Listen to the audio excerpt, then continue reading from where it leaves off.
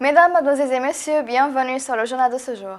Le président de la Chambre des représentants libyen, le chancelier Aguila Saleh, a déclaré hier, lors de la séance d'ouverture de la confiance accordée au gouvernement d'unité nationale, nous nous réunissons avec la ville de Seret pour achever une étape importante de l'accord politique et nous avons simplement fermé les pages du passé qui ont abouti à la division et au chaos. Là où le chancelier a appelé à surmonter les obstacles afin de réaliser la prochaine élection, qui est d'organiser des élections présidentielles en décembre 2021. En outre, il a ajouté que le peuple libyen aspire à inclure un accord politique de la déclaration constitutionnelle afin que nous puissions discuter de l'octroi de la confiance à un gouvernement qui répond aux aspirations du peuple libyen.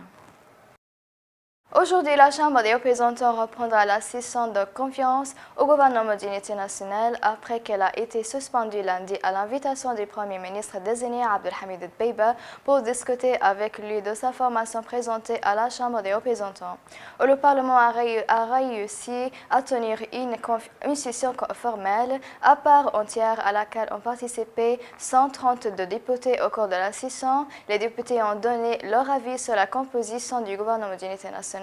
présenté par Dbeiba.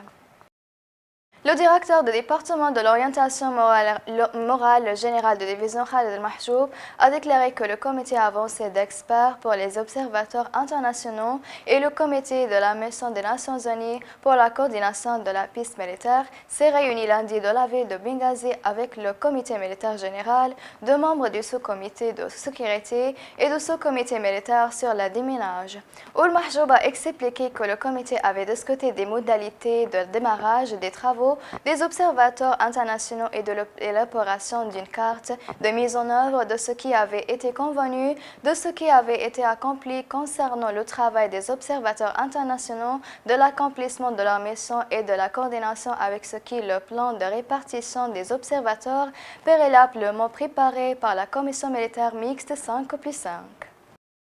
Le secrétaire général de la Ligue des États arabes, Ahmed Aboulgheid, s'est entretenu avec l'envoyé spécial des Nations Unies en Libye, Jan Kopic, des derniers développements dans l'arène libyenne et des moyens de faire progresser le règlement politique. Aboulgheid a affirmé le plein engagement de la Ligue à accompagner les Libyens dans tout effort visant à parvenir à un règlement intégré de la crise conduisant à la tenue d'élections présidentielles et législatives. Pour sa part, Kopic a souligné l'importance d'unir la communauté internationale en accompagnant les Libyens pour arriver à organiser et à tenir les élections à temps. Le conseil municipal de Saba a annoncé l'imposition d'un couvre-feu et la fermeture des magasins pour une période de 2 semaines de 13 h à 8 h du lundi du samedi 20 mars 2021. Le conseil a déclaré dans un circulaire aux autorités compétentes en l'avis de la décision de fermeture est venue en raison d'une augmentation alarmante des cas actifs et des décès et du manque d'engagement et des citoyens à suivre des mesures de précaution. Mesdames et messieurs, la fin des résumés. Merci de m'avoir attiré votre attention et au revoir.